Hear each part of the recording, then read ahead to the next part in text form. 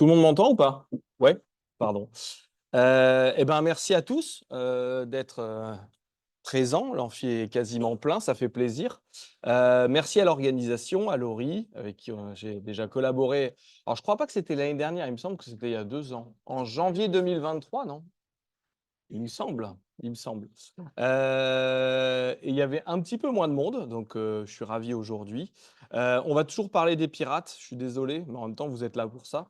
En lien avec la sortie de mon dernier livre qui s'appelle La grande histoire pop des pirates aux éditions Erol, et qui est paru le 17 octobre dernier, donc c'est tout récent. Voilà, et on aborde en fait l'imagerie populaire du pirate, la figure que tout le monde connaît du pirate, les mythes autour des pirates pour aller doucement, tendrement, je dirais presque. Non, c'est faux parce que le but c'est de casser justement tous les clichés autour de ces pirates avec l'histoire, la grande histoire des pirates, les archives, les documents historiques et aussi agrémenté d'archéologie parce que pour ceux qui ne le savent pas, je suis archéologue depuis maintenant quelques années, je crois une quinzaine d'années à peu près.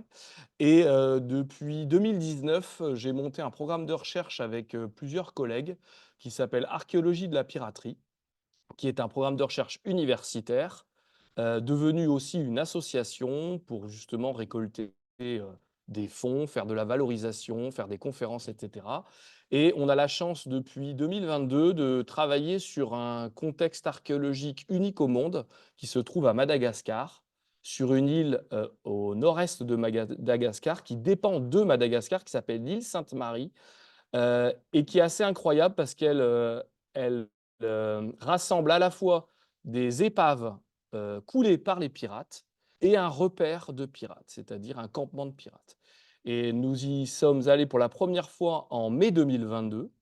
Nous avons fait les premières découvertes. À cette occasion, il y a eu le tournage d'un documentaire qui a été diffusé sur Arte en janvier 2023, qui continue, je crois, à être diffusé notamment cette année. Et à la suite de cette première mission en 2022, nous avons effectué une deuxième mission en mai dernier, en mai 2024, où nous avons redécouvert une grande épave de bateaux coulés par les pirates, à seulement 40 mètres de la rive, et associé à cela un repère, les restes de campements de pirates contemporains de l'épave. Donc c'est unique au monde en fait. Il n'y a jamais eu ce type de découverte en archéologie qui sont en plus éclairées par les archives historiques. Donc c'est extrêmement intéressant. Je vous en toucherai quelques mots en milieu de conférence. Donc on va rentrer dans le vif du sujet, pirates de la fiction à la réalité historique et archéologique. Tout d'abord, il est important de vous rappeler vos émotions d'enfance, de jeunes lecteurs, et de tout ce qui vous a toujours passionné par les pirates, ces grandes figures, ces grands forbans, mutins, qui ont bercé l'enfance, mais qui continuent de faire rêver. Et grâce à cette figuration, ces personnages typiques, on a des personnages, des figures bien connues de la littérature, mais aussi de la fiction plus récente. On va les passer un petit peu en revue. Donc le premier, c'est coupé en haut. Je ne sais pas si il doit y avoir un petit décalage. Ah, ah, ah. Parce qu'il y a il y a la barre en haut.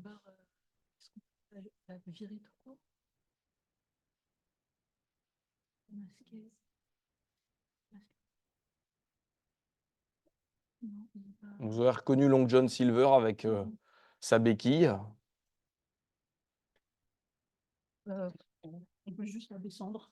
Bon, il y aura, ouais, parce qu'il y aura le bas, il y aura le bas pour d'autres slides qui seront.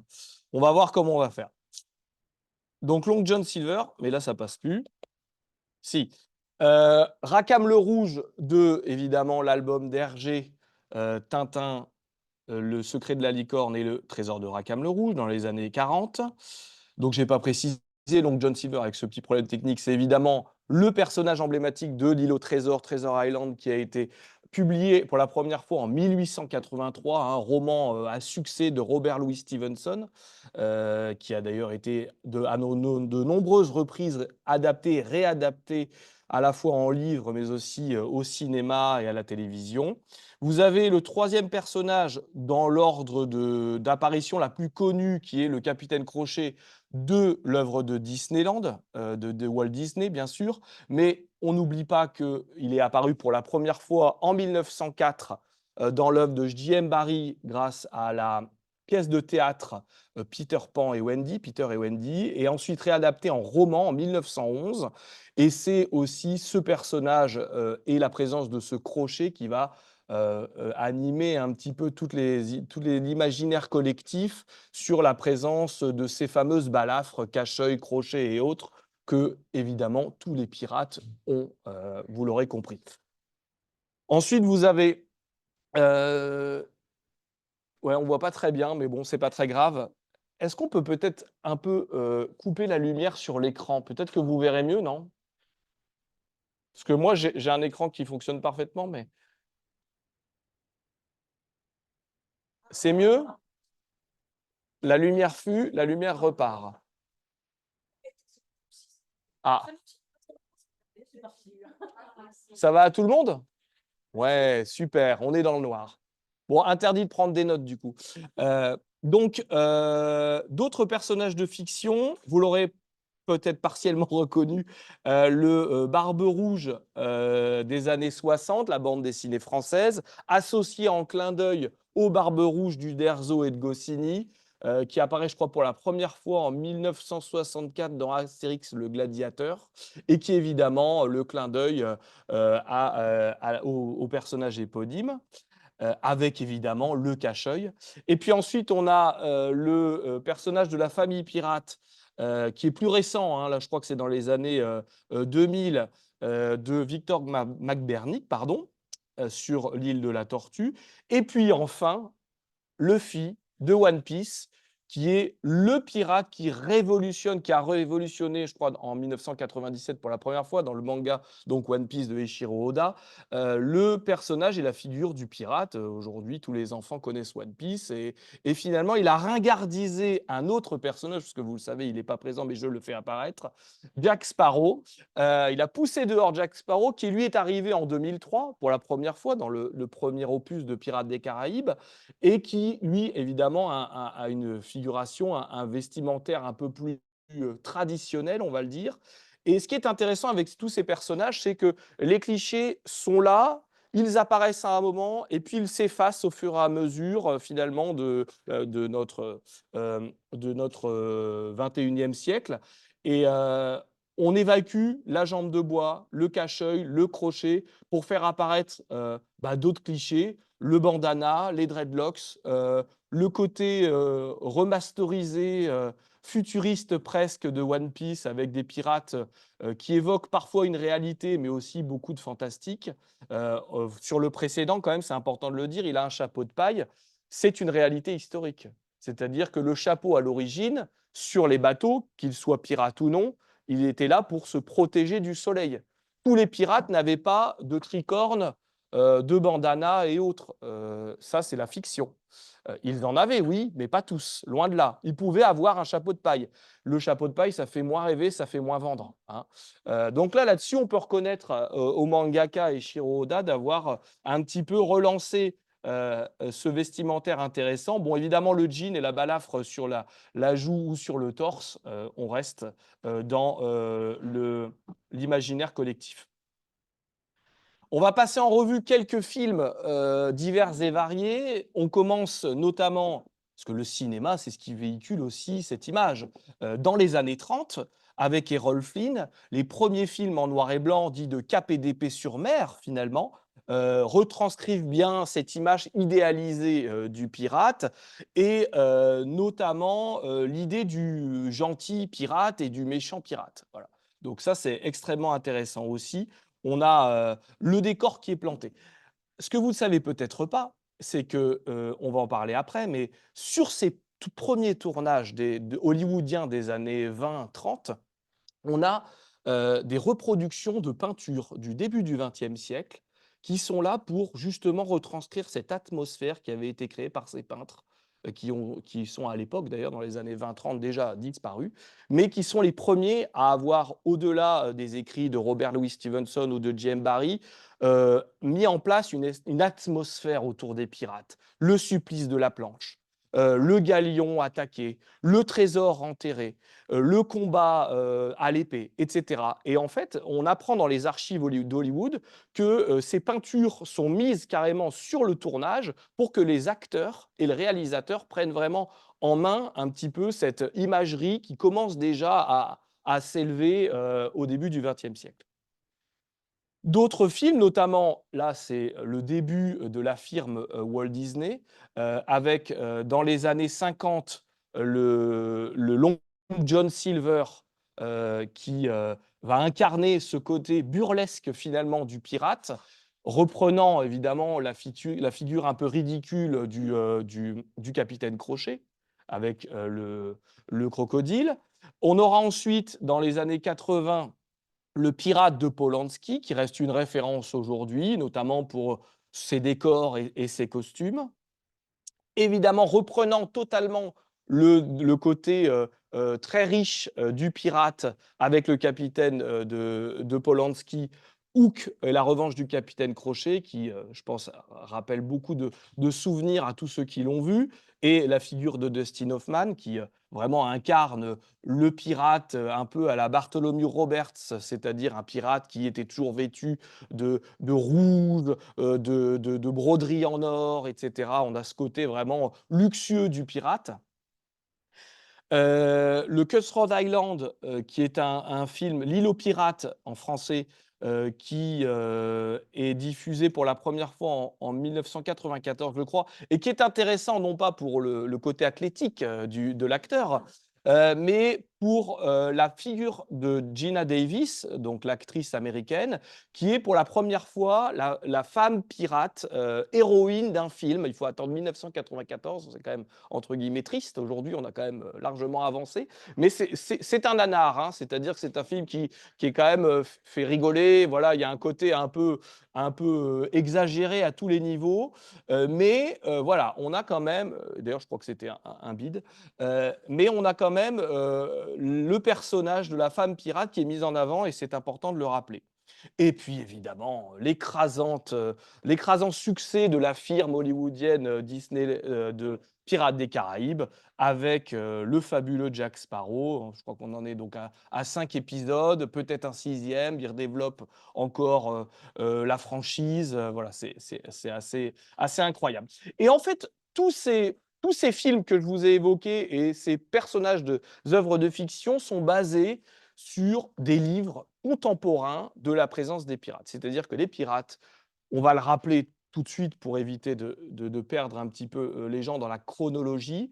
L'âge d'or de la piraterie, c'est entre 1680, donc la fin du XVIIe siècle, et les années 1720-1730, donc le début du XVIIIe siècle, environ 40 à 50 ans. Et durant cette période, vous avez une quantité de pirates qui apparaissent et qui disparaissent, à la fois dans la mer des Caraïbes, mais ils sont tous quasiment originaires d'Europe, hein, et notamment d'Angleterre. Certains, d'ailleurs, seront ensuite originaires de Nouvelle-Angleterre, donc la côte est des États-Unis, et d'autres ensuite vont officier en tant que pirates dans l'océan Indien. Donc, il faut imaginer l'Europe au centre et deux espaces géographiques pratiqués par les pirates, la mer des Caraïbes, dans les colonies d'Amérique, et l'océan Indien. Et on connaît pour la première fois le grand public de l'époque, de Londres, de Paris, les lecteurs de la fin du XVIIe siècle et du début du XVIIIe siècle, se familiarisent avec la figure des pirates et surtout de ces grands pirates grâce à ce double volume. D'abord, c'est un volume qui deviendra deux, qui s'appelle A General History of the Robberies and Murders and Most Notorious Pirates, c'est-à-dire l'histoire générale des plus fameux pirates. C'est un peu la checklist des 35 pirates les plus célèbres à l'époque, édité en 1724 par le capitaine Charles Johnson, qui supposerait être Daniel Defoe. Daniel Defoe, vous le connaissez, c'est l'auteur de Robinson Crusoe, il me semble paru en 1719 ou 1720, je n'ai plus la date exacte. Et en fait, c'est une sorte d'illustrations des plus grandes captures des pirates les plus célèbres, dont tout le monde avait entendu parler dans les sociétés européennes de l'époque. Mais elles n'avaient jamais été illustrées dans un livre, euh, parfois exagéré, vous vous en doutez, pour faire vendre, hein, le but c'est ça aussi, et surtout illustrées par des gravures. Et c'est la première fois où on va avoir tous ces personnages dont on entend parler dans les tavernes, dans les petits salons de la bourgeoisie de l'époque, tous ces grands pirates qui fascinent déjà le public, alors que ce sont quand même des bandits et des meurtriers. Et en fait, la légende naît déjà à cette période-là. Il faut imaginer que 1724, c'est 6 ans après la mort de Barbe Noire, Edward Teach, que vous avez à gauche. Le grand Edward Teach, mince mais grand, souvent on l'imagine avec une robustesse, et un géant d'ailleurs dans le manga One Piece, il fait 3 mètres de haut et il est colossal. Non, c'était un grand gaillard, mais plutôt fin. Et dès ses premières lignes de Charles Johnson, il évoque les abordages pratiqués par ces pirates, et notamment Edward Teach. Le fait qu'il tresse sous son chapeau des mèches qu'il allume avant l'abordage pour diaboliser, théâtraliser son attaque. On raconte aussi qu'il lance des grenades, parfois en bouteille de verre ou des grenades en forme de boulet, qu'il lance juste avant aussi l'attaque pour effrayer et faire exploser le pont.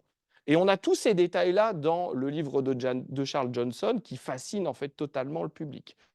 Et ce qui fascine encore plus le public, c'est notamment sa mort, la mort de Barbe Noire. Elle est racontée dans le détail, si d'ailleurs détaillée qu'on peut douter de certains éléments, il n'empêche qu'elle est évoquée. Il y a une course-poursuite par la Royal Navy et notamment le commandant Robert Maynard, qui est anglais et qui a pour seul objectif de capturer le terrible Barbe Noire, qui a été pirate pendant des années et des années. Non, non, il a été pirate qu'1 an et demi, je vous rassure. Voilà, là aussi, une exagération de l'histoire du plus grand pirate. Parce que je parle de lui parce que je suis sûr que si je faisais un sondage dans la salle, si je vous demandais un nom de pirate que vous connaissez, vous me donneriez très probablement Barbe Noire. Et si j'en demandais un deuxième, vous me diriez qui? Levez la main ou dites-le à voix haute. Bah, Bartholomew Roberts, mais celui qui est au centre, est-ce qu'il vous dit quelque chose? Je l'ai montré tout à l'heure dans l'album d'Hergé. Rackham le Rouge.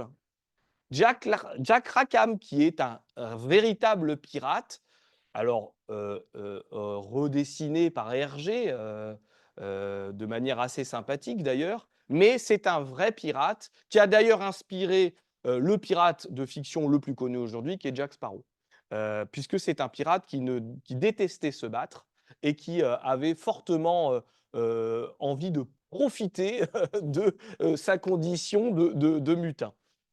Au-delà de ça, donc, la fin de Barbe Noire, j'y reviens, 1718, poursuivi dans les eaux de la côte est américaine, notamment en Caroline du Nord, il s'aborde son navire, le Queen Anne's Revenge, trop lent à son goût. Il se sépare d'une partie de son équipage, probablement en les abandonnant sur une île ou en les tuant.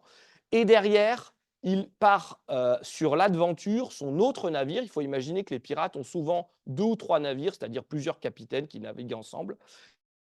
Et il se fait rattraper par la patrouille. Un abordage s'ensuit, plusieurs coups de sabre, coups de pistolet. Barbe Noire tomberait de mort avec un dernier coup donné dans son dos, malheur à lui. D'après Charles Johnson, on aurait inspecté son corps lors de sa mort et on aurait entreaperçu une douzaine de coups de sabre et de coups de couteau et au moins 5 balles de pistolet dans le corps. Le bonhomme était peut-être mince, mais assez costaud. Sa tête aurait été découpée et hissée sur le plus haut des mâts. Voilà la légende. Légende ou pas, l'histoire suit tous les tavernes et tous les ragots dans la haute société et on en fait aujourd'hui le pirate le plus célèbre. Ça naît de là. Donc c'est quand même extrêmement intéressant. À droite, vous avez François l'Olonnais, qui est issu, comme en bas à gauche, Henry Morgan, qui sont eux des flibustiers, donc des pirates de la deuxième moitié du XVIIe siècle qui officient dans les Caraïbes et qui sont illustrés, eux, non pas dans le livre de Charles Johnson, mais dans un tout premier livre qui est le premier livre que j'évoque pas là, mais de Alexandre Olivier Oxmelin, qui est chirurgien franco-hollandais de la flibuste, qui publie son livre en 1678 pour la première version en hollandais, et qui sera un carton absolu puisque il va être réédité à de nombreuses reprises, jusqu'en 1930 d'ailleurs, puis ensuite évidemment réédité aujourd'hui. 1930, je crois que c'est la première version française. Et ce livre, en fait, raconte vraiment l'histoire des frères de la côte, les premiers flibustiers dans les Caraïbes uniquement. Alors que Charles Johnson va parler globalement de tous ces pirates, à la fois dans l'océan Indien, mais aussi dans les Caraïbes. Et en bas, vous l'aurez peut-être reconnu, voilà, Mary Read et Anne Bonny, les deux femmes pirates les plus célèbres de l'âge d'or de la piraterie, qui ont d'ailleurs formé un triangle amoureux avec le Jack Sparrow, j'allais dire Jack Sparrow, le Jack Rackham que vous voyez au-dessus. On avance un petit peu, on a déjà évoqué tout ça. La première édition de l'île au trésor, c'est intéressant parce que là, vous avez sur une édition du tout début du XXe siècle, une illustration faite par, il me semble, Wyatt. Et au début, la première version de 1883, ce sont des petites gravures en noir et blanc. Et ensuite, vous aurez des rééditions avec des grandes peintures qui illustrent toute l'histoire, et notamment les peintures de Howard Pyle, qui est un peintre du début du XXe siècle américain et qui, avec son Howard Pyle's Book of Pirates, va finalement aussi vulgariser avec des histoires de pirates, surtout la mise en planche de ces peintures qui vont servir ensuite au cinéma hollywoodien des années 20 et des années 30. Et quelques-unes de ces peintures qui sont relativement connues. Vous avez à gauche la bataille pour devenir capitaine, le combat à mort. Et on voit d'ailleurs le trésor qui vient à peine d'être retrouvé, donc on imagine toute une histoire derrière cela. Et puis à droite, l'attaque du galion. Euh, et puis, on l'a dit tout à l'heure, le Peter Pan Wendy, qui deviendra aussi un succès absolu avec la figure du capitaine Crochet. Vous avez ici une des premières éditions. La bande dessinée, Tintin et Hergé, bien sûr, avec notamment cette fresque, une toute petite case en fait dans un des albums, et qui reprend, je ne sais pas si je l'ai mis, voilà, qui reprend en fait la peinture de Ferris. On a des petits bugs de sensibilité, qui reprend la peinture de Ferris en 1920. Donc Hergé, Tintin, c'est 1940-45. Et là, on a cette peinture qui existe déjà du dernier acte de Barbe Noire, dont je vous ai évoqué quelques lignes tout à l'heure. Et en fait, si vous reprenez, on a vraiment quelque chose qui a inspiré comme support Hergé pour parler du chevalier François de Haddock, vous l'aurez reconnu. Voilà le fameux Jack Rackham et l'épave du bateau de la licorne, bien sûr, une réalité historique et archéologique. Tous les bateaux que nous, archéologues, nous retrouvons sont évidemment complets dans cet état, et c'est magique, et nous sommes hyper contents. Absolument faux, vous vous en doutez, évidemment, il nous reste que des miettes. Ce qui a inspiré, mais vous le savez évidemment, le Pirate des Caraïbes et la franchise hollywoodienne, c'est l'attraction des années 60 de Disneyland en Californie. Je crois que c'est en 1966. Et qui raconte cette fabuleuse histoire des pirates des Caraïbes. Et toujours vraiment avec ce côté Disney, c'est vraiment l'apport qui est magique avec cette franchise-là, c'est le côté burlesque. Voilà. Alors on imaginait quand même, il y avait le Capitaine Crochet, mais là, vraiment, ils sont alcooliques, ils profitent des femmes, ils chantent. Voilà, c'est vraiment fabuleux d'être pirate. Enfin, on a vraiment tous envie de le devenir. Vous allez le voir qu'après, ça sera un peu moins le cas. Il n'empêche qu'il aura inspiré, il aura fallu quand même attendre presque 60 ans, enfin 50 ans exactement, pour qu'il se soit adapté en film et que ça ait le succès que l'on connaît tous. Et notamment le trésor du pirate, avec ce squelette. Alors voilà, la mort est toujours associée aux pirates, bien sûr, qui campe sur le trésor, et le médaillon aztèque, inca, de la franchise, qui reprend toute cette idée du trésor imaginaire. Les jeux vidéo aussi, Monkey Island, pour ceux qui connaissent, dans les années 90. La famille Pirate, je l'ai évoqué, en dessin animé, puis aussi adapté en bande dessinée. Assassin's Creed, bien sûr, Black Flag. Pour les gamers, ça fait partie quand même des jeux emblématiques sur la piraterie. Skull and Bones, qui est sorti l'année dernière, un peu moins de succès, mais toujours chez Ubisoft. Et puis, bah, on est inondé par tous ces jeux et jouets, les Lego, les Playmobil, le Pic Pirate, qui est encore en vente aujourd'hui. Enfin, on l'a connu, moi je l'ai connu, j'étais petit, quoi, donc ça existe encore. Les jeux de cartes, les jeux de cette famille, les maquettes, etc. Enfin, on est inondé par les pirates. Je veux dire, c'est un peu. Il y a une grosse concurrence avec Spider-Man, quand même, hein, aujourd'hui. Mais il n'empêche que le costume de pirate chez les enfants, ça marche toujours, quoi. Et qu'est-ce que vous allez vouloir avoir comme tout de suite, comme emblème et comme marque du pirate? C'est le cache-œil, c'est la balafre sur la joue, et puis évidemment le crochet s'il est là, puis on met un petit perroquet sur l'épaule. Et puis là, le décor est planté, quoi. Et tous les enfants ont envie de se déguiser en pirate. Et c'est bien normal, il nous fascine toujours autant. Et puis bien sûr, on en a parlé déjà tout à l'heure, One Piece, avec son côté japonais qui vient rafraîchir aussi cette figure du pirate. Mais voilà, à travers tous ces personnages que vous avez ici, on a les rôles de chacun sur le navire, avec le maître-coq, hein, donc, celui qui cuisine pour l'équipage, le super guerrier valeureux, le canonnier, etc. La navigatrice, celle qui oriente vraiment la route et donc le cap à garder pour la navigation, etc. Donc, enfin, deux dernières œuvres. Les Pirates bons à rien, mauvais en tout, c'est Pirate Scientist, qui est un roman adapté en film d'animation. Donc, c'est ceux qui ont produit Wallace et Gromit, moi que j'aime beaucoup particulièrement. Et puis la série Black Sails en 4 saisons, je crois qui est apparue en 2014, ça commence à faire maintenant, voilà, et qui est une illustration encore adaptée de l'île au trésor. Voilà, on va passer du coup sur les mythes, un par un. Et puis on va essayer un petit peu de revenir sur chacun en illustrant de manière historique. C'est vraiment hyper sensible, pardon. Donc le premier, le cache-œil. Vous reconnaîtrez donc, du coup, je l'ai évoqué tout à l'heure, Barbe Rouge, dans les années 60. C'est une des premières illustrations de fiction avec le cache-œil. Et puis derrière, pour ceux qui reconnaissent, c'est l'emblème des Goonies, qui est un film des années 80. Voilà, une bande de gamins américains qui partent à la recherche d'un trésor perdu, caché par les pirates. Et à la fin, ils découvrent une grotte secrète où il y a évidemment le bateau qui est en entier et qui continue à naviguer. Moi, j'aimerais beaucoup trouver des bateaux comme ça, des galions espagnols avec plein de trésors dedans. On en trouve, mais ils sont un peu moins bien conservés. Voilà. Et donc, cette histoire du cachet, vraiment, elle est. Il faut l'imaginer. Souvent, on me dit d'ailleurs, tiens, le cache-œil, c'était pratique parce que ça permettait de mieux voir à la longue vue. Voilà. Alors, j'ai dit, oui, c'est une idée. Mais on peut aussi fermer tout simplement l'œil. On n'a pas besoin d'avoir un œil en moins. Et en fait, il faut imaginer cela comme un groupe de balafres associés au crochet que je vais évoquer évidemment, à la jambe de bois.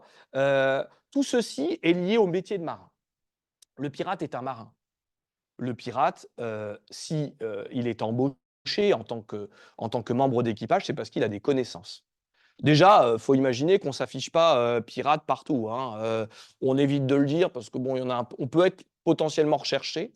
Donc quand on part de Bristol en Angleterre, comme c'est l'origine du livre de Robert Louis Stevenson, on évite de dire qu'on est pirate, hein, voilà. On a des velléités à devenir pirate et on est brigand, on peut être recherché, mais on se cache. Mais on peut être recruté. On peut être recruté d'une part parce qu'on est bon marin, c'est la base. Et être bon marin, ça consiste à savoir naviguer, mais à aussi accepter les risques du métier. Les risques, c'est quoi? Vous allez me dire: «Oh, c'est le combat en mer», oui, oui, oui, oui, ça arrive, ouais, mais ça arrive aussi qu'il y ait pas de combat en mer du tout. Ça arrive par contre qu'on se prenne une poulie sur la tête, qu'on se fasse arracher la main par un cordage, qu'on attrape des maladies, faut imaginer qu'à bord, on est entre 100 et 150 marins, sur des bateaux qui font entre 20 et 40 mètres de long, 5 à 8 mètres de large. Il y a peut-être 2 ponts maximum, parfois 3 pour les très, très gros navires, et on est entassés dans des hamacs, en tout cas pour les simples gars d'équipage, pas les officiers. Donc, il faut imaginer que la promiscuité à bord, le manque d'hygiène, le manque de vie simple, d'espace personnel est assez restreint en fait. Et tout ça associé à une vie qui est très compliquée à bord. Le manque de nourriture, le rationnement de l'eau et surtout bah, les tempêtes. La navigation, vous le voyez aujourd'hui, c'est quand le Vendée Globe, c'est demain. Vous le voyez aujourd'hui, même eux, avec toute la technologie qu'ils ont, ils ont des avaries. Alors imaginez-vous à 150 bonhommes, avec un cap à suivre sur des cartes sans GPS, vous en prenez quelques-unes des grains, des tempêtes sur le nez. Et ça entraîne de la mort, en fait, beaucoup plus couramment qu'un abordage ou un combat en mer, en fait, tout simplement. Et les balafres viennent de là, en fait, tout simplement. Donc, le cache-œil en est une, comme en est la jambe de bois. Et d'ailleurs, vous pouvez voir sur la gauche une gravure du début du 19e siècle de l'hôpital de Greenwich, l'hôpital donc de la banlieue de Londres, qui est un hôpital de marins et d'officiers qui accueille en fait tous les naufragés de la mer, en fait, tous les professionnels de la mer qui ont eu ces balafres, ces mutilés de la mer, je vais les appeler comme ça. Et lui, c'est pas du tout un pirate. Et pourtant, il a un crochet et il a une jambe de bois. C'était un capitaine de la marine et des illustrations comme ça, on en a plusieurs. Et on est au début du 19e siècle. Imaginez-vous qu'à la fin du 17e siècle, c'était la même chose, hein. Donc c'est pour vous faire comprendre que la marine a fait de lui cet homme-là, il a de la chance, et tous les marins, pirates ou non, peuvent être mutilés. Et Long John Silver, finalement, c'était un personnage charismatique, qui n'était pas très efficace. D'ailleurs, c'est pour ça qu'il est maître-coq, qu'il est cuisinier à bord. Il n'était pas là pour faire les manœuvres. Lui, il avait déjà une jambe au doigt. D'ailleurs, enfin, une béquille et une jambe en moins. D'ailleurs, dans le roman, il est expliqué qu'il perd sa jambe au cours d'une manœuvre et que Pew l'aveugle, l'autre personnage du roman, perd ses yeux au cours d'un abordage, lui, pour le coup. On a un personnage qui est assez connu, qui n'est pas du tout connu d'ailleurs, qui s'appelle François Patte en bois, il s'appelle, ou Jambe de bois, qui est un pirate français, pirate ou corsaire du XVIe siècle, euh, et qui est connu pour avoir perdu d'abord une jambe, puis une deuxième, puis un bras, et qui a continué à officier en tant que pirate à l'époque. Et c'était un pirate français. Et les Espagnols l'appelaient jambe de bois, jambe de bois. Et on peut imaginer que, ça fait rire comme ça, mais j'aimerais bien vous y voir. Il n'empêche que il a fait la misère aux Espagnols et il aurait pu inspirer Robert Louis Stevenson pour la figure de Long John Silver. Il faut toujours aller chercher en fait des histoires comme Hergé avec Rackham le Rouge. Il faut toujours aller chercher des histoires plus ou moins réalistes pour justement en venir aux personnages de la fiction. Le crochet, c'est la même chose. Je ne vais pas y revenir, vous avez compris. Euh, on est toujours sur ce type de mutilation. Le perroquet. Moi, j'aime beaucoup le perroquet parce que déjà, c'est un animal magnifique. Donc, le hara du Brésil, hein, vous le savez, avec différentes coloris, et qui est vraiment emblématique du pirate. Et là encore, merci Robert Louis Stevenson qui nous l'a mis sur l'épaule du pirate et qui l'a jamais quitté finalement. D'ailleurs, Walt Disney le reprend dans son attraction, c'est le personnage que vous avez à droite, qui est assez chouette, qui parle. Alors, il n'y est plus aujourd'hui dans l'attraction. Mais à l'origine, dans les années même à Paris, hein, je crois dans les années 90, quand l'attraction et le parc ont été inaugurés, on avait ce perroquet qui parlait. Alors, perroquet avec la jambe de bois, le cache-œil, le joli Roger sur le tricorne, tout, hein, on a la totale sur un seul personnage. Et en fait, ce qu'il faut savoir, c'est que oui, les pirates avaient des perroquets. Oui, la marine pouvait capturer des perroquets, que ce soit dans les Antilles ou au large des côtes du Brésil. Mais ils n'étaient pas sur l'épaule du pirate. Ils étaient dans la cale du navire, dans une cage, pour être vendus. Oui, parce que ça avait de la valeur. C'était une marchandise lucrative que la noblesse européenne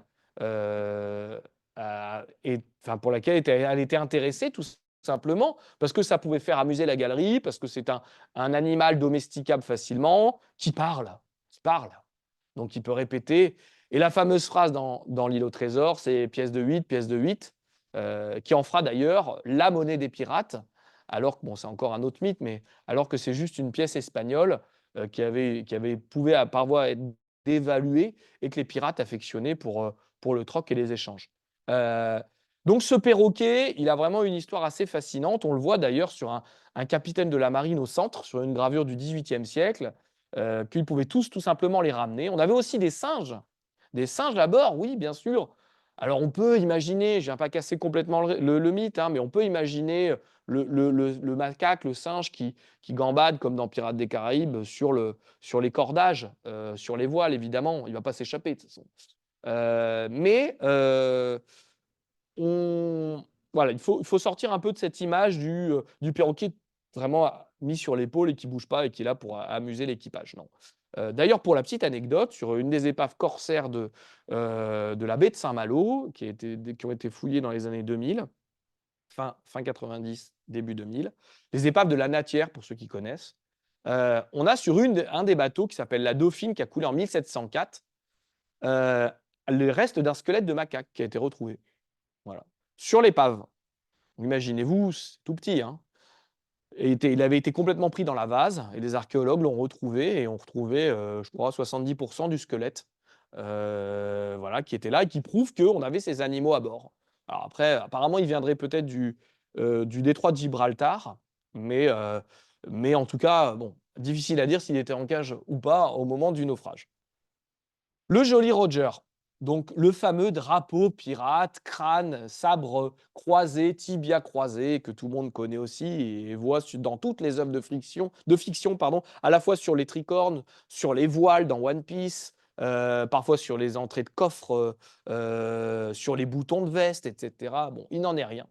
Là, il a existé, bien sûr. Il s'appelait Jolly Rouge à l'origine. C'est un drapeau, c'est un nom français. La première mention du drapeau pirate tel qu'on le connaît, avec un tissu de couleur rouge d'ailleurs, Jolly Rouge, avec un crâne disposé dessus, c'est une mention qui est conservée, je crois, pas loin d'ici, à la BNF, dans un manuscrit français sur un campement pirate, un campement, pas sur un navire. C'est une mention du dernier tiers du XVIIe siècle, je crois. Et ensuite, vous avez tous les plus grands pirates qui ont leur propre drapeau, leurs propres armoiries presque, qu'ils évidemment hissent au moment de l'abordage, au moment de l'attaque pour faire peur. Hein, c'est une manière de dissuader l'ennemi au moment de l'attaque.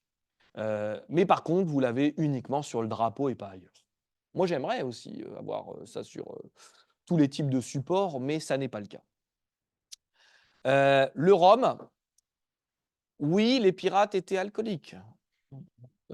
Ils étaient à ce qu'on appelle une addiction à la boisson, mais pas seulement le rhum. Le rhum, donc à la base, c'est ce qu'on appelle le tafia, qui est une boisson issue de l'alcool, enfin du sucre de canne, hein, broyé, etc., travaillé, dans les Antilles. Déjà, ça c'est important. Les pirates de l'océan Indien, vous ne le savez peut-être pas, mais à la fin du XVIIe, au début du XVIIIe siècle, se faisaient importer, se faisaient amener du rhum des Antilles et des Caraïbes, parce qu'ils étaient addicts de cette boisson-là et que pour eux, c'était quelque chose de récréatif. Tellement récréatif que, bon, ils en subissaient un peu les conséquences à bord. Mais ce n'est pas une légende, puisque ces fameuses bouteilles de rhum, bouteilles contenant liqueur, du vin, la bière, enfin tout ce que vous voulez, hein, déjà, quand c'était des alcools moins forts, ça permettait de se désaltérer à bord, puisque l'eau était extrêmement précieuse et rationnée. Le rhum, il était généralement, officiellement apporté pour la cuisine. Mais était ouvert en cas, évidemment, et distribué à l'équipage en cas de succès, en cas de capture, etc. On a Barbe Noire qui nous dit très clairement dans certaines des archives qui ont été répertoriées, deuxième effet qui se coule. Je peux peut-être juste fermer. Voilà, ça va, tout va bien. Barbe Noire affectionnait, lui, le vin de Madère. il avait ses goûts. Son équipage, lui, préférait le rhum et il est dit dans certains manuscrits d'archives, de journal de bord, de frégates qui, ont eu affaire à ces pirates, qu'ils étaient souvent raides morts, en fait, à bord de l'équipage, à bord du bateau, pardon, et que même Barbe Noire lui-même en avait ras-le-bol parce que, qu'il fallait un peu les secouer, les autres membres de l'équipage. Donc, un côté un peu abusif. Jack Rackham, lui-même, affectionnait particulièrement la bouteille et préférait être ivre-mort que de se battre. D'ailleurs, ça lui aura valu la fameuse phrase légendaire de Anne Bonny, qui lui rend visite au moment où il va être pendu, qui lui aurait dit « Si tu t'étais battu comme un homme, tu ne serais pas pendu comme un chien. » Voilà. Merci Charles Johnson. On ne sait pas si c'est la réalité, mais ça passe bien. Donc, l'alcool à bord, c'est une réalité, aux dépens évidemment, du capitaine. Le trésor, alors là, c'est particulier. Donc oui, les pirates, prennent des marchandises, prennent des bateaux, mais le trésor, pardon, peut avoir, différentes formes. Alors évidemment, quand on dit trésor, vous imaginez, coffre, plein de pièces d'or et d'argent, c'est facile. Mais en fait, d'abord, le premier trésor des pirates, c'est le bateau. C'est le bateau qu'ils prennent. Donc ils ne s'amusent pas à tirer, feu de tout bois, à faire feu de tout bois sur la prochaine capture. Ils préfèrent en fait attaquer le bateau sans tirer un coup de feu et un coup de canon. Et oui, ça paraît logique. Parce qu'en plus, si vous abordez déjà un navire, vous risquez d'avoir des blessés et des morts, ce qui coûte cher. Parce que, bah, il faut quand même remplacer les hommes. Vous en avez 100, 150, alors vous avez peut-être droit à quelques pourcentages de pertes, mais il faut quand même faire naviguer le bateau. Et puis ensuite, si vous prenez sans, faire, de morts ou de dégâts à bord, vous allez pouvoir, tout bonnement récupérer la marchandise de manière plus simple. Généralement, on récupère quoi en premier? Les canons. Ça coûte cher aussi un canon et encore plus les canons en bronze. Donc on les récupère et on réarme son navire comme on peut. Donc on transfère tout ça et généralement, d'ailleurs Barbe Noire, dans ses archives, c'est évoqué par Charles Johnson, d'ailleurs dans toutes les archives de l'époque, les pirates réarment systématiquement, ils prennent 3, 4, 10 canons en plus, à chaque fois qu'ils prennent un bateau. Et quand le bateau est plein et que le navire qu'ils viennent de prendre peut éventuellement les intéresser parce que c'est un navire rapide, ils prennent le navire et ils divisent leur équipage et puis ils naviguent de conserve, c'est-à-dire à 2, parfois même à 3. OK, on a souvent eu Benjamin Hornigold, Olivier Levasseur, Samuel Bellamy et Édouard Teach ensemble pour naviguer dans les Caraïbes. Plus on est, nombreux, plus ça fonctionne, hein, et donc c'est ce qu'on appelle presque une armada, une arme de dissuasion massive quasiment pour l'ennemi. Donc ça, c'est le premier trésor. Ensuite, vous avez, les étoffes, les épices, les marchandises exotiques, les amandes, les coquillages qui servent de monnaie d'échange, les esclaves qui évidemment sont au cœur du commerce triangulaire et les pirates en profitent. Souvent, on imagine tout le temps, enfin je ne vais pas dire tout le temps, ce serait caricatural, mais très régulièrement que les pirates sont des grands libérateurs d'esclaves, parce que ça nous arrange de le penser, mais ils le font quand c'est utile. Quand ils ont eu justement une dizaine, une quinzaine de bonhommes qui est mort à cause d'un abordage, il faut bien remplacer les postes. Donc parfois, ils les embrigadent de force, d'autres sont volontaires, et on va compléter l'équipage ainsi. Mais souvent, en fait, quand on n'en a pas besoin, on le récupère comme marchandise et on le revend. À Sainte-Marie, à Madagascar, là où on travaille, on a des archives qui stipulent très clairement que les esclaves sont là, emprisonnés, et qu'ils attendent de partir sur un autre navire pour être vendus, hein. Ils en profitent, hein. Heu, Ensuite, on a les marchandises exotiques, je l'ai dit, le tabac, le coton, quel que soit l'espace géographique. Dans l'océan Indien, vous avez, énormément, de produits différents qui, sont extrêmement intéressants, et notamment à Madagascar toujours, on a le zébu, le bœuf. C'est-à-dire qu'on va revendre des bœufs, à d'autres équipages parce que c'est une source alimentaire, extrêmement importante. Avec, pour vous donner une idée, une tortue de mer, ça nourrit 60 hommes. Alors un zébu, voilà, c'est quand même gros, quoi. Donc soit on le découpe sur place, soit on le fait venir à bord, parfois on a de la place, On en garde un, on ne va pas en emmener 10, hein. Mais, et on en fait du bœuf séché aussi, qu'on met en tonneau, en baril, pour être conservé dans le sel et puis ensuite servir à la cargaison, et à l'alimentation des marins. Tout ça, c'est inscrit dans les archives, c'est pas moi qui l'invente, donc c'est extrêmement intéressant pour nous. Et bien sûr, vous avez le trésor monétaire qui existe, c'est une réalité. L'épave du Wida-Gally, qui a coulé en 1717 au large de Boston, Massachusetts, côte est des États-Unis, a coulé suite à un naufrage. À bord, 300 membres d'équipage qui sont décédés. Je crois 2 ont survécu. Et ils avaient les cales pleines d'or et d'argent. On a retrouvé, je crois, environ 15 000 pièces à retrouver. C'est un grand mot, parce que bon, ça a été euh, retrouvé et fouillé par des chasseurs d'épaves, donc de manière plus ou moins protocolaire. Il n'empêche que les monnaies étaient là. Donc, ça existe, mais ça dépend. En fait, quand on les retrouve, notamment en archéologie, ça dépend évidemment des conditions du naufrage. Et si vous me suivez, tout à l'heure, j'ai parlé du sabordage du Queen Anne's Revenge en 1718 au large de Beaufort, en Caroline du Nord, par Barbe Noire. Quand on coule son navire, soi-même, on ne laisse pas, à moins d'être un peu idiot, on ne laisse pas des cales pleines d'or et d'argent. On évite, en fait, on les emmène. Par contre, on laisse les barils de clous, et c'est ce qu'on retrouve, nous. Ça avait un peu moins de valeur dans la fuite. Je vous dis ça parce que c'est la réalité. On a retrouvé des cerclages, en fait, sur l'épave. Il faut imaginer le bateau, le fond, vous avez les canons, hein, et puis des cercles, comme ça, partout. Et c'est les cerclages de fer des tonneaux. Et en fonction de la dimension, du diamètre, on va pouvoir estimer la hauteur et le type de gabarit du tonneau et ce qu'il pouvait contenir. Intéressant, comme. Voilà, donc le trésor a différentes formes. Et par contre, il n'est jamais, quasiment jamais, enterré sur une île déserte, qu'une carte va indiquer. Pour plein de raisons. La première, déjà, les pirates savaient lire les cartes, enfin surtout les officiers, hein, mais ils ne savaient pas les produire. On n'est pas dans une œuvre de fiction. Le pirate, c'est pas dessiner une carte. Enfin, vous imaginez le travail que c'est à l'époque de dessiner une carte. Enfin, faut connaître les contours de l'île par cœur, savoir les redessiner en suivant une échelle précise, une orientation. Enfin, c'est un travail de dingue. Alors, il faut être militaire, membre d'un gouvernement. Ces gens-là, vous vous doutez bien qu'à l'époque, ils ne sont pas pirates. Enfin, ils peuvent éventuellement, sur un malentendu, devenir pirates, mais la plupart sont plutôt du côté des royaumes, des grandes royautés, et stratégiquement, il vaut mieux l'avoir de son côté, ce personnage qui sait dessiner des cartes. Donc, ce n'est pas donné à tout le monde, déjà de 1. Par contre, ils savent les lire, ça c'est vrai.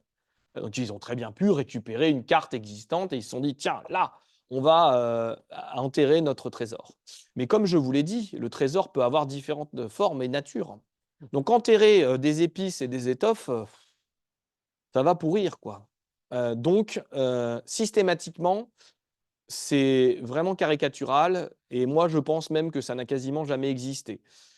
Et pour une autre raison, c'est que le pirate a une espérance de vie très courte. Donc se dire, alors, il y a des exceptions, Olivier Levasseur dit l'abuse, je ne sais pas à quel âge il est mort, mais il a été pendu en 1730 à La Réunion. Il a pris le plus grand trésor de toute l'histoire de la piraterie en 1721, donc il a eu 9 ans pour profiter de son trésor. Certains disent il l'a enterré.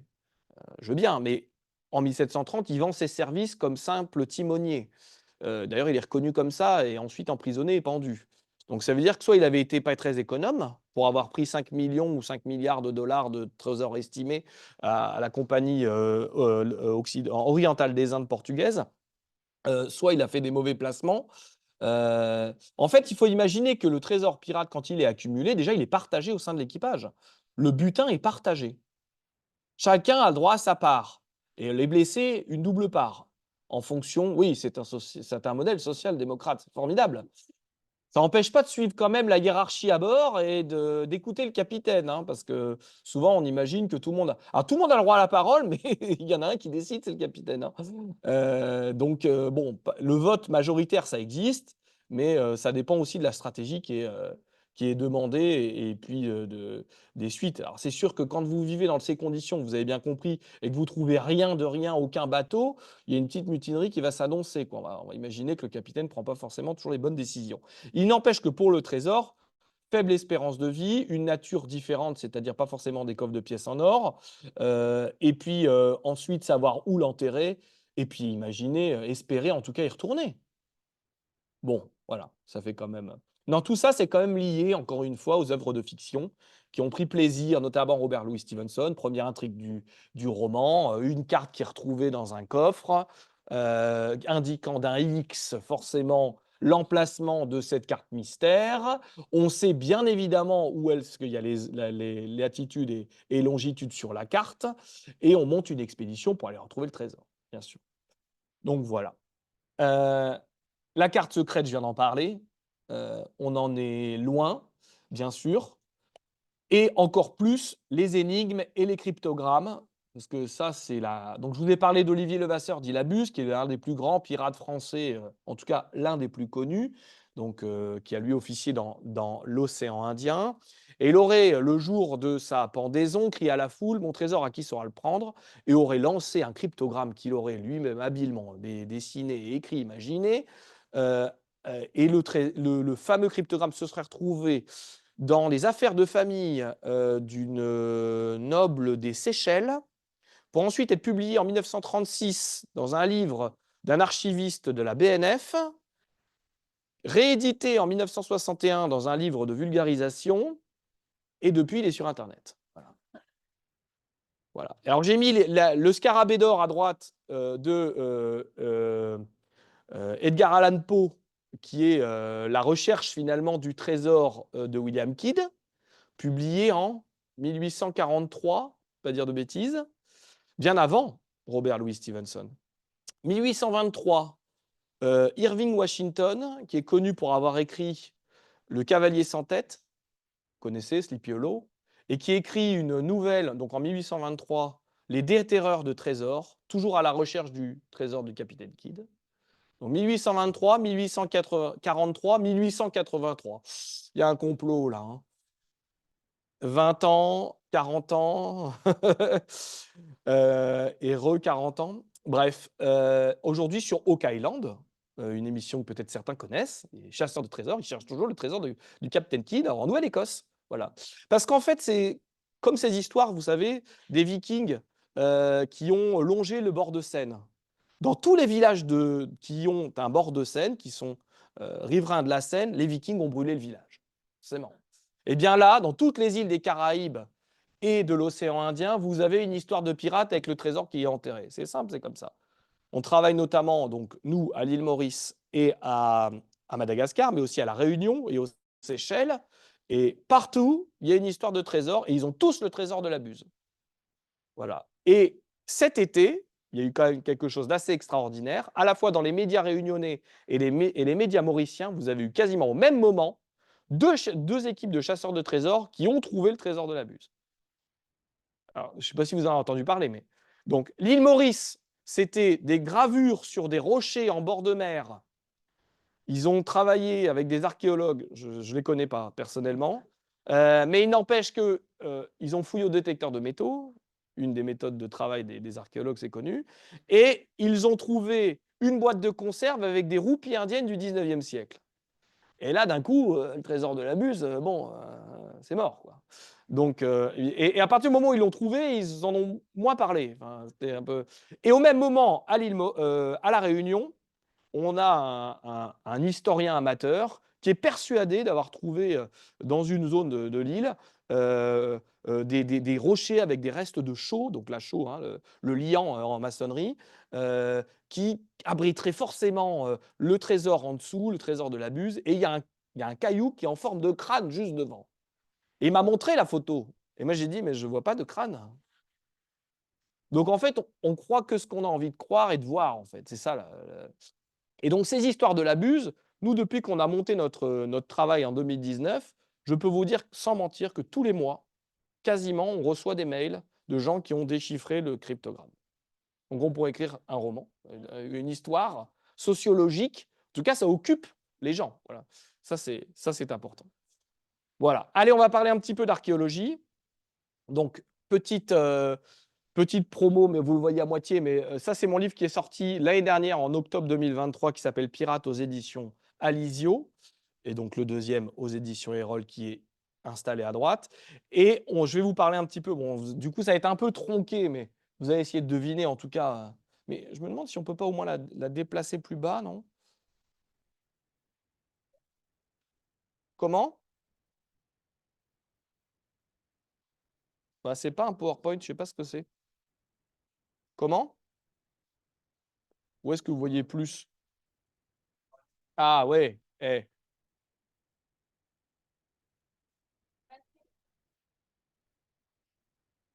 Oh! Qui a donné la bonne info? Bon, la première partie, de toute façon, c'était pas intéressant, c'est ça qui est vraiment. Alors, oui, eh ouais, donc il nous reste un quart d'heure. Je vais faire vite. Donc, l'archéologie de la piraterie, c'est une archéologie internationale.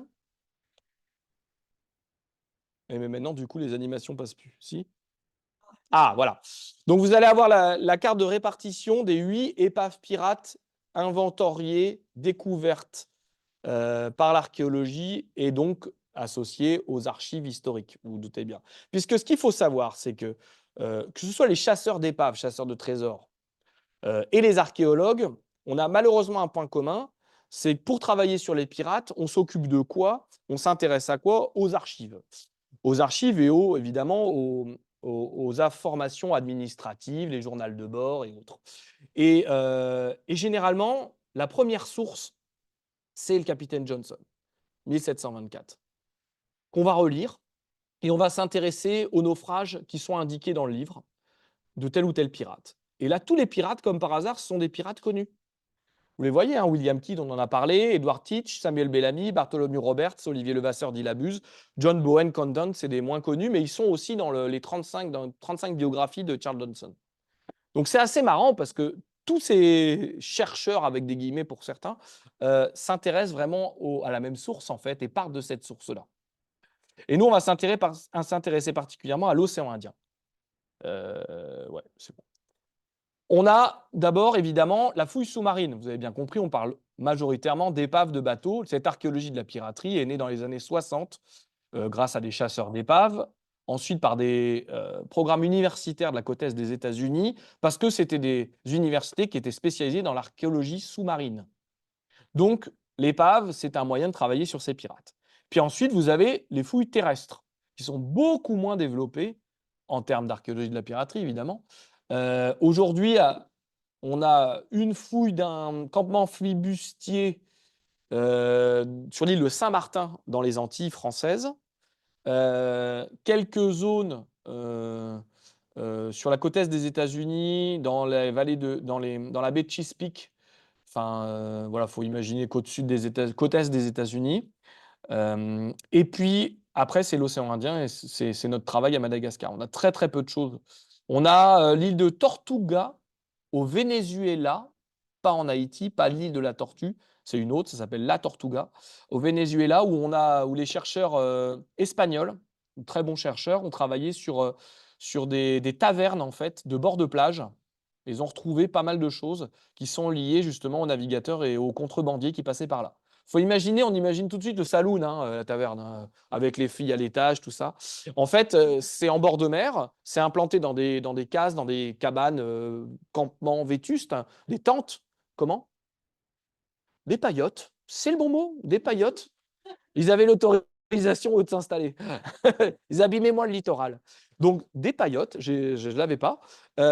Et en fait, c'est des tables installées, quelques tabourets, et ils accueillent les marins, en fait, qui viennent s'amarrer dans le lieu de mouillage le plus simple.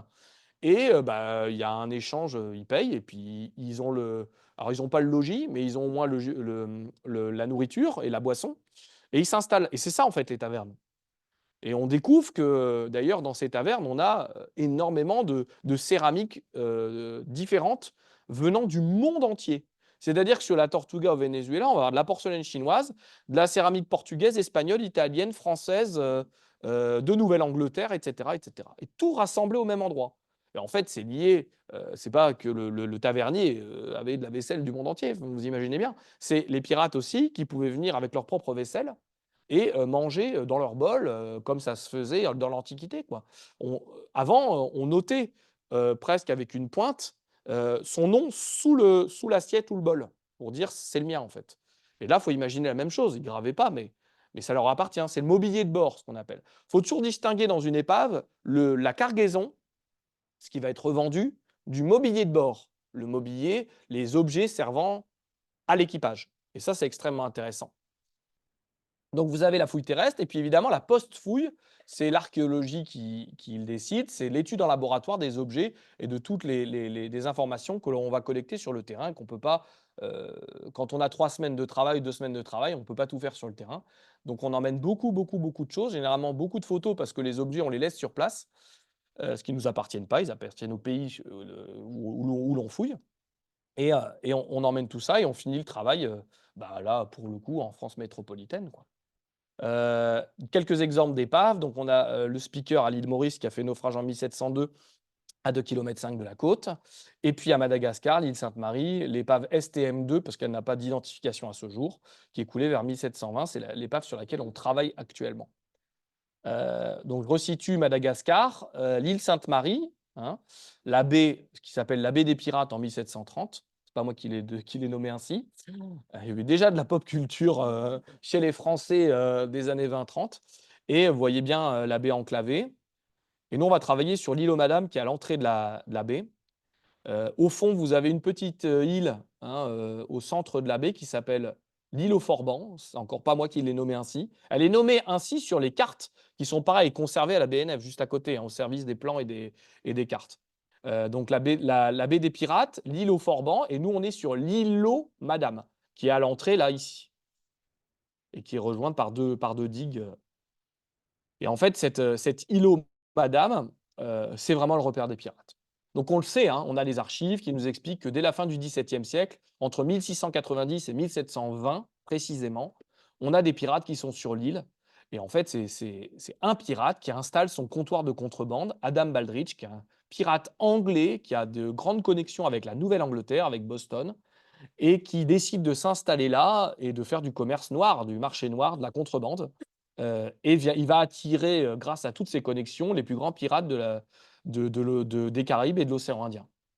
Barbe Noire n'est pas venu, on se calme, mais il y a William Kidd qui est venu notamment, à plusieurs reprises et notamment aussi Olivier Levasseur, Labuse, voilà, qui est resté plus de 10 mois sur place. Donc les 2 étoiles, l'étoile jaune, c'est l'épave et l'autre, c'est le sondage terrestre qu'on a fait. Alors juste pour info, les 2 sont distants de 70 mètres, hein. Donc on a 40 mètres de la rive dans l'eau, à 7 mètres de profondeur, le bateau, et à 30 mètres à l'intérieur des terres, la paillote, heu, sur la plage qui est posée sur le sable, en fait, hein. Et nous, on a ouvert un sondage de 18 mètres carrés. Donc ça, c'est le bateau. Alors oui, je sais, c'est pas dingue. On se calme, hein. C'est notre première campagne de fouilles, sur la zone, donc on y retourne en mai, l'année prochaine. Donc on a, nous, travaillé sur cette partie-là où il y a les flèches. Voilà, donc il faut imaginer que le site, quand vous plongez à 7 mètres de profondeur, déjà, vous ne voyez rien. Parce qu'on est dans le port actuel, il y a 1 mètre de visibilité, 1 mètre ou 2 mètres de visibilité. C'est-à-dire, vous faites ça, vous ne voyez plus votre main. Voilà. Donc ça, déjà, c'est les conditions de travail. Ensuite, vous arrivez, vous avez un tas de cailloux, un tumulus presque, ce qui s'appelle des pierres de lest, le ballast en anglais. Les pierres de lest, ça sert à quoi? Chaque bateau de l'époque, au XVIIe, XVIIIe siècle, vous imaginez le bateau en 3 dimensions, les mâts, le pont, le deuxième pont, éventuellement troisième pont, bref, et le fond de cale. Et dans le fond de cale, vous avez des cailloux qui sont disposés, ce qu'on appelle les pierres de lest. Ça sert à quoi? À stabiliser le bateau quand il navigue. Et parfois, quand on n'en a plus besoin et qu'on arrive dans des bas-fonds, dans les ports, on les jette par-dessus bord. OK? Là, ce n'est pas le cas. C'est le bateau qui a coulé et les pierres de lest qui viennent recouvrir une partie du bateau, notamment l'avant. Ce que vous avez là, c'est l'avant. La partie arrière, la poupe, elle est plus bas que. Là, vous voyez, c'est des membrures en fait, hein. Je vais vous l'expliquer après, mais vous avez les membrures, donc vous avez la silhouette, vous allez le voir juste après. Je finis ma petite explication. On a quand même trouvé un canon et il faut imaginer le bateau là. C'est plus parlant, hein. Sauf que, oui, bah, excusez-moi, j'y viens. Et donc, il faut imaginer le bateau, l'emprise du bateau. On a des problèmes pour savoir quel type de bateau c'est. Nous, on pense, d'après les mesures des morceaux de bois qu'on a trouvés, les dimensions, hein, c'est un bateau de 30 à 40 mètres de long. Sauf que là, avec les membrures qui sont au sud, qu'on n'a pas fouillées, hein, je précise. Nous, on n'a fouillé que la partie au nord. La partie au sud, on les voit en fait juste apparentes dans le sable, enfin dans la vase. Donc on va fouiller cette partie-là l'année prochaine. Et on va essayer d'estimer la taille du bateau. Parce que là, si on suit la courbe, hein, que vous voyez au sud, on a l'impression que c'est un bateau qui fait 20 à 30 mètres, alors que nous, on est plutôt sur quelque chose d'un peu plus grand. Bref. Donc, on pose un carroyage, on photographie le site, on démonte les pierres, on les déplace, on voit qu'il y a de la porcelaine déjà qui apparaît un peu partout. Et oui, parce que ce site est incroyablement riche. Riche des restes de la cargaison. Ils ont coulé probablement leur bateau, les pirates. Mais ils ont enlevé la cargaison. Ce qui reste, c'est les résidus, la poubelle, ce qui a cassé en fait. La porcelaine, bon, ça casse. Et quand ça casse, ça peut se mettre entre les planches, ça peut descendre avec. Là, il faut imaginer qu'il y a eu aussi. Nous, faut imaginer que le bateau est en 3 dimensions. Il a coulé, on a 7 mètres de fond, il fait 25 mètres de haut. Les mâts, les voiles, tout dépasse, hein, quand il coule. Okay. D'ailleurs, il y a des archives qui disent en 1722, il y a une frégate anglaise qui passe par là et qui dit on voit les bateaux encore qui sont coulés. En 1730, la France dessine des plans de cette zone parce qu'elle est stratégiquement intéressante, elle veut la reprendre, elle l'avait déjà prospectée au milieu du XVIIe siècle, et elle met des croix, des Z, pas des croix, les bateaux coulés par les Forbans, en légende en français. Nous, on avait juste à plonger pour savoir qu'il y avait des bateaux, hein. Le mérite est limité. Il n'empêche que c'est des restes de cargaison. OK. Récemment, là, dans l'été, vous avez tous vu des épaves de bateaux avec des porcelaines chinoises partout en Israël. Enfin, ça a fait. Ouais. Nous, on n'a pas ça. Nous, on a la porcelaine cassée, ce qui est déjà pas mal. Et plein d'autres choses, bien sûr, pas que de la porcelaine. Donc, on remonte les objets au fur et à mesure, on les dessine, et puis ensuite, on referme. Il y a une faute. On referme le site parce que une fois qu'on a sorti tous ces morceaux de bois là, on a déplacé les cailloux. Si on les remet pas, l'année prochaine, là, quand on va y retourner en mai, il n'y aura plus rien. Ça aura été bouffé par la faune marine, le corail, etc. Donc, ce qui se passe, c'est qu'une fois qu'on a fouillé pendant 2 semaines, on a fouillé carré par carré, on a fait des carrés de 2 mètres sur 2 mètres, on en a fouillé 3. Qu'est-ce qui se passe? On remet de la vase et on met du géotextile d'abord, on remet de la vase et ensuite on remet les cailloux dessus. Vous allez me dire comment vous faites pour remettre de la vase? On a un aspirateur sous-marin qui nous permet d'enlever la vase déjà pour fouiller et après on inverse le système pour renvoyer la vase dessus. Voilà. Donc vous voyez la zone de fouille avec l'emprise des pierres de l'Est, forme un rayon de 7 mètres environ, et puis les restes de bois au centre. Bon voilà, il faut imaginer le bateau comme ça, hein, avec la partie avant, et vous avez la carlingue, le mât de misaine, parce qu'on a trouvé le pied d'un mât, quand même, 70 cm de haut. Et oui, il faut imaginer que le mât, il traverse les ponts jusqu'en bas, et il s'appuie sur la carlingue. Et ce mât, au départ, il est très large, hein, c'est comme quelque chose de circulaire, hein, en diamètre. Et puis après, le pied, il est beaucoup plus mince et il est taillé de manière rectangulaire. Il fait 25 cm de côté, je crois, à peu près. Voilà. Donc il fallait imaginer. Donc nous, on n'a que le pied. Bah oui, c'est la seule chose qui est conservée. Mais alors, le bateau, il est comment? Il est posé à plat, comme le Titanic? Et non. Il est penché. Donc nous, on a la partie tribord, qui est la partie la plus la moins bien conservée et qu'on voit tout de suite, apparente. Et après, il va falloir creuser peut-être 3-4 mètres de profondeur dans la vase pour avoir le reste du bateau. Vous comprenez? On est sur un flanc comme ça. Mais nous, ça nous arrange. Parce que si c'est profond et qu'il y a 4 mètres de vase dessus, ça veut dire que tout est conservé. Donc on va avoir les cordages, les poulies, la vaisselle posée, tout ça. Donc ça va être extrêmement intéressant pour nous. Là, pour l'instant, ce n'était pas décevant, mais c'était très, très bouffé. Voilà, les différentes parties du bois. Donc après, l'objectif, l'étude de l'architecture navale, on a une spécialiste qui s'appelle Anne Oyoberi, qui est archéologue spécialiste des bateaux et qui travaille sur déterminer quelle est la fonction de tel type de bois, etc. J'avance. On étudie aussi l'essence du bois, on fait des analyses. Et ici, on a du teck. On n'a pas un bateau en chêne ou en pin. Ce n'est pas une essence européenne. C'est une essence asiatique. Donc tout de suite, c'est extrêmement intéressant. Sauf qu'on n'est pas face à une jonque. Ce n'est pas un bateau asiatique. C'est un bateau de tradition européenne, c'est-à-dire construit probablement par des Européens, anglais ou hollandais, en Asie. Ça se faisait. Ou construit en Hollande ou en Angleterre avec du bois importé. Pourquoi on utilise du teck? Parce qu'on est dans des eaux chaudes et que c'est du bois imputrescible, qui ne s'abîme pas. Il y a juste une question technique, hein, c'est pas parce qu'il est plus joli que les autres. Donc ça, c'est extrêmement intéressant. Ce que vous avez là, c'est le reste du fameux pied du mât de misaine. Et puis, bah, on trouve plein d'objets, bah, que des fragments, forcément, ce serait trop beau. On a parfois des objets complets, c'est vrai. Mais là, on a des fragments. Et donc, bah, on les mesure, on les inventorie, on fait tout sur place. Et après, on repart et on gère l'ensemble. J'ai été un peu vite, pardon. On va effectuer des comparaisons avec d'autres épaves. Donc là, ici, vous avez la côte de l'Afrique de l'Est, avec des épaves où on a ce type de bouteille islamique, de tradition islamique. Parce qu'en fait, on a environ, cette année, on a trouvé combien? 320 fragments de porcelaine chinoise et une centaine de fragments de bouteilles islamiques. C'est des bouteilles à eau qui étaient rangées comme les amphores, si vous voulez, mais elles étaient rangées horizontalement, empilées, avec des bouchons. Ça servait à transporter l'eau. Et puis, bah, la céramique chinoise, la porcelaine chinoise, pardon, que vous avez ici, hein, qui est plus ou moins bien conservée, parfois avec un décor parfois, qui a disparu parce que, à cause de l'ancrage qui est posé post-cuisson, il ne tient pas forcément dans l'eau de mer. Et évidemment, cette porcelaine, elle servait à quoi? C'était service à thé ou à boisson chaude pour être acheminée ensuite en Europe. Les pirates, ils en ont rien à faire de boire dans une porcelaine chinoise, hein, ça ne les intéresse pas trop, hein. L'objectif, c'est quoi? C'est de leur vendre, toujours. Donc, qu'est-ce qui se passe? Ils prennent des bateaux au large de l'océan Indien, ils les ramènent sur l'île Sainte-Marie et ils en font quoi? Ils les stockent dans des caisses, dans des entrepôts qu'on a partiellement découverts en fouilles terrestres. Et puis ensuite, il y a un autre bateau qui revient, un contrebandier, un autre bateau pirate, qui rachète cette marchandise-là pour la revendre où? Mais aux mêmes personnes qui l'ont commandée. Eh oui, mais plus cher. Pourquoi? Pourquoi? Parce que le noble de Nouvelle-Angleterre, il a commandé son service à thé de porcelaine il y a 3 ans. Eh oui, c'est pas Amazon, hein. Donc, c'est long et ça coûte cher.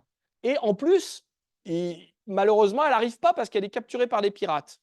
Et là, les pirates s'insèrent dans le commerce, dans le marché noir, et expliquent, mais écoutez, j'ai une très bonne connaissance qui peut vous avoir un très beau service de porcelaine, un peu plus cher, mais vous l'aurez beaucoup plus rapidement. Et hop, le service, il arrive, nickel, par un marchand contrebandier, pas forcément un pirate, qui va le revendre dans le port de Boston. Et donc, il y a une économie parallèle, ça s'appelle la contrebande, c'est connu depuis des siècles et les pirates ont fait juste la même chose que les autres.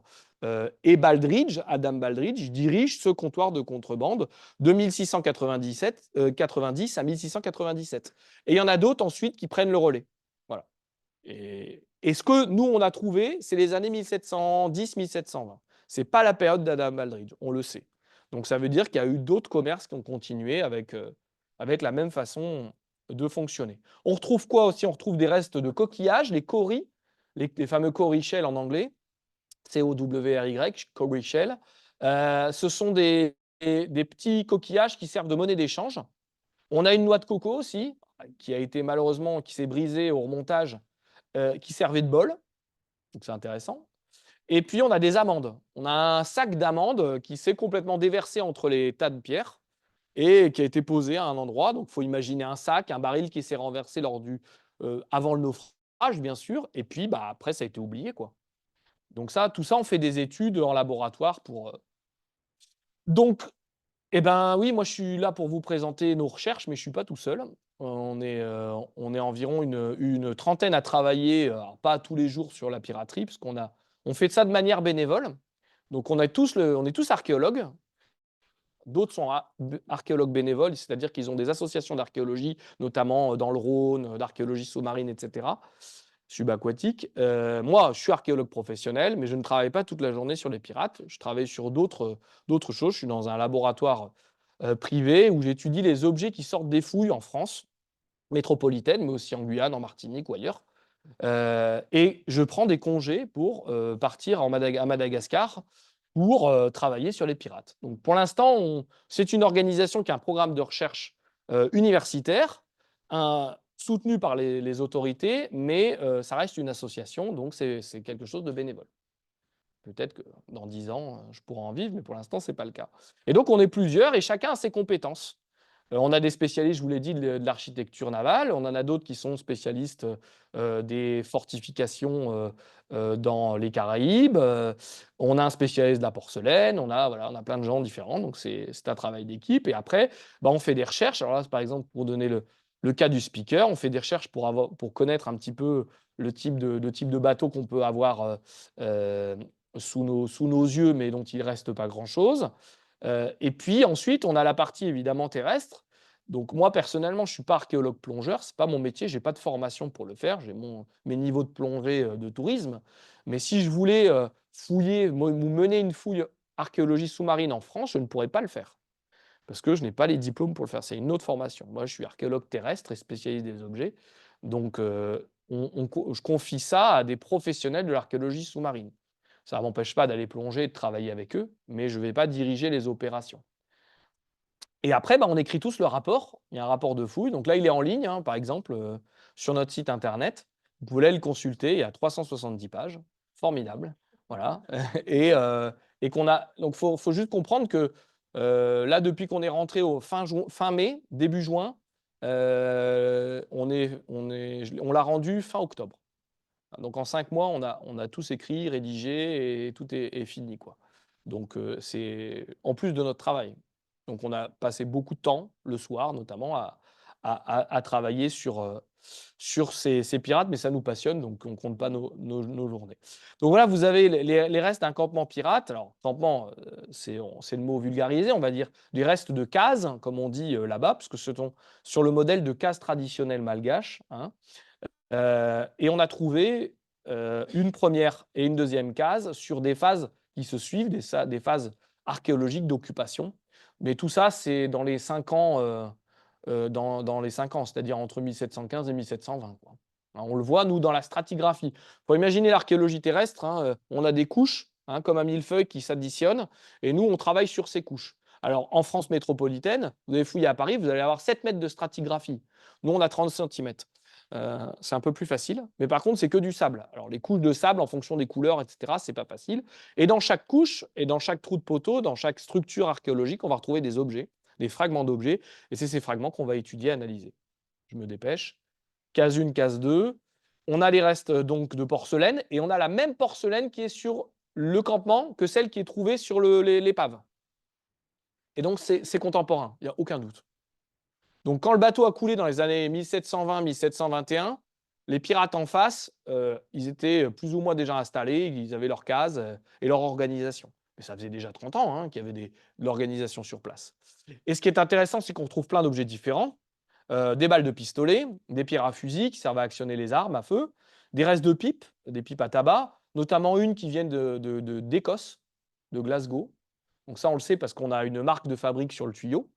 Et puis, on a des restes d'animaux, et notamment beaucoup de bœufs. Et souvenez-vous tout à l'heure, les histoires avec les zébus. Eh ouais, moi j'adore ça. On a les archives qui nous expliquent qu'il y a du commerce de zébus. Alors, qui vend les zébus? Juste une petite aparté. Ce sont les Malgaches. Parce que sans les Malgaches, il n'y a rien qui se fait. Si les Malgaches et les chefs claniques n'autorisent pas les pirates à s'implanter, personne ne s'implante là.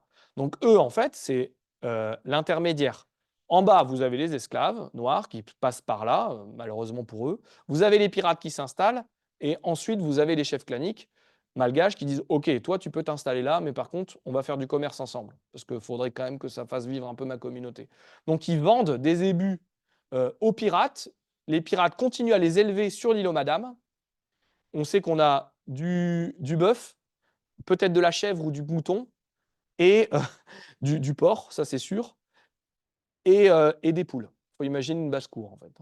Donc vous avez le pirate, et là vous sortez complètement de l'image populaire.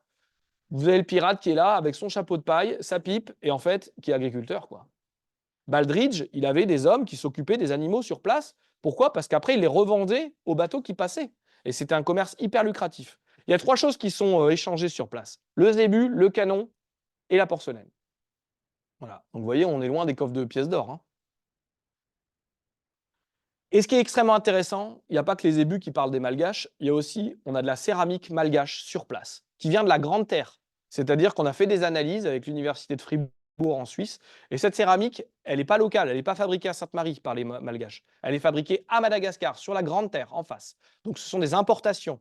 Donc il faut imaginer du commerce et des échanges entre les populations malgaches, saint-maréennes et malgaches de la Grande Terre. Parce que l'argile qu'on a analysée, elle n'est présente que sur la Grande Terre. Et vous avez ensuite, pardon, des illustrations de cabanes, de cases en fait traditionnelles malgaches qui sont exactement celles qu'on a trouvées, nous, en trous de poteau, évidemment en négatif, sur la fouille. Et vous avez une illustration assez magique d'Anthony Carnet qui a dessiné pas mal d'aquarelles pour le documentaire d'Arte qui a été diffusé en 2023 et qui nous montre un petit peu la vie déjà de ces pirates. Et ce qu'il a vu, en fait, à l'époque, nous, on ne lui avait pas donné toutes ces informations parce qu'on n'avait pas tout trouvé. Et ce qu'il a vu, c'est exactement ce qu'on a trouvé cette année, en fait. Donc c'est là où c'est assez chouette. Donc voilà, vous voyez le bateau, le campement juste en face, c'est ça en fait. C'est assez chouette. Donc voilà, donc juste pour finir, on est une organisation donc associative, je le répète. Ça n'empêche pas d'être des professionnels. On a la chance de travailler sur un terrain de jeu qui est exceptionnel, unique au monde. On a eu beaucoup de presse cette année, on continue, on va avoir au mois de février un 15 pages dans Géo. Voilà, on a beaucoup de presse qui parle de nous. On a eu un bel article dans le FIG aussi au mois de septembre. Donc, on a besoin de parler de nos recherches aussi pour que, voilà, on transmette. Alors, il y a le côté un peu ludique avec les clichés autour des pirates, et puis il y a de la vraie recherche derrière. On est des vrais scientifiques et on amène pas mal de choses et on y revient chaque année. Enfin, on a les autorisations pour y aller l'année prochaine. Il nous manque pour l'instant le budget. Donc, voilà, pas de transition. Euh, voilà les sponsors qui sont plus des sponsors de soutien. Par exemple, Stratagem 974, c'est que vous avez au centre en orange. C'est un bureau d'études réunionnais qui est venu faire gratuitement. Donc, c'est des géophysiciens. Ils sont venus scanner le sol de l'île dans certaines zones pour, avec leur géoradar, identifier les zones à trous de poteau et savoir où on pourrait implanter notre prochain sondage l'année prochaine, par exemple. Et il nous a vus sur LinkedIn. Il m'a contacté, le directeur du bureau d'études. Il m'a dit, moi, ce que vous faites, c'est génial. Je mets à disposition, je viens avec deux scientifiques et on vient travailler une semaine gratuitement. Bah, ils ne sont pas très très loin, à La Réunion, c'est pas loin, mais bon, il y a quand même un sacré budget. Et ils ont fait tout ce travail, ils nous ont rendu un rapport de 60 pages et qui est intégré à notre rapport et qui est hyper intéressant parce que ça amène plein de problématiques nouvelles aussi. Donc voilà, après, on travaille évidemment avec le gouvernement malgache. On a toujours dans notre équipe des étudiants ou des anciens étudiants malgaches qu'on forme parce que c'est aussi leur troisième bug. Ça va, j'ai fini. Ça, c'est pour dire t'es trop long. Euh, pour aussi passer, transmettre les méthodes de travail qu'on a en France. Et on a beaucoup de liens avec la population locale aussi. Moi, généralement, je donne plusieurs conférences la dernière fois, quand on est venu 2 semaines, j'ai donné 3 conférences, dont une émission de radio traduite en malgache. Voilà, où l'objectif, c'était d'expliquer un petit peu ce qu'on faisait. On a toujours plein d'enfants. On a un collège qui est juste à côté, donc il y a toujours plein d'enfants qui viennent nous voir. Et nous, cette année, là, on va financer une expo à ciel ouvert avec des grands panneaux qu'on va mettre tout autour du musée, parce qu'on a un musée qui est dans un très mauvais état, mais on peut servir des murs et des arbres. On va mettre plein de panneaux et on va expliquer, en fait, quand on sera en train de fouiller, il y aura cette expo qui pourra être voilà, expliquée aux gens qui viennent. Parce que, bah, en fait, nous, vous avez vu, hein, on est au centre de l'île, enfin, partie sud, mais c'est un lieu de passage. Tout le monde nous voit. Puis bon, voilà, on nous voit, quoi. Donc, on est là, ils se demandent ce qu'on vient de faire, ce qu'on vient faire. Et il y a quand même pas mal de choses qui se sont dites par le passé, comme quoi, bon, la France, elle a une image qu'elle a. Et puis, on nous a pris aussi pour des Américains qui venaient piller le passé des Malgaches, prendre. Quand vous leur expliquez que vous êtes bénévole et vous cherchez de la porcelaine chinoise, personne ne vous croit. On est là pour prendre le trésor des pirates, évidemment. Alors, surtout quand on creuse au sol, c'est encore pire. Donc, il y a de la pédagogie qui doit être faite avec les gens sur place, mais on a toujours eu un très très bel accueil et je les remercie pour ça. Et voilà, et la dernière pub, parce que je suis aussi un peu marchand de tapis. Donc vous pouvez le consulter, le feuilleter si vous hésitez, mais voilà, en tout cas c'est un livre très réussi, très, très richement illustré. Voilà, en plus j'ai eu la chance de faire une cinquantaine de dessins dedans. Donc voilà, n'hésitez pas. Et le dernier, voilà, on vient de lancer lundi un crowdfunding sur la plateforme KissKissBankBank pour financer nos recherches. parce que bah, chaque personne, chaque scientifique qui vient, ça coûte un peu plus de 3 000 euros. Donc on l'a lancé lundi et on en a besoin de 15 000. C'est une partie des fonds. Donc voilà. Donc si vous pouvez nous aider, vous avez envie de diffuser l'information, n'hésitez pas. Il y a des tracts qui sont là, qui ont été gentiment proposés par l'organisation et je les remercie. Merci à vous.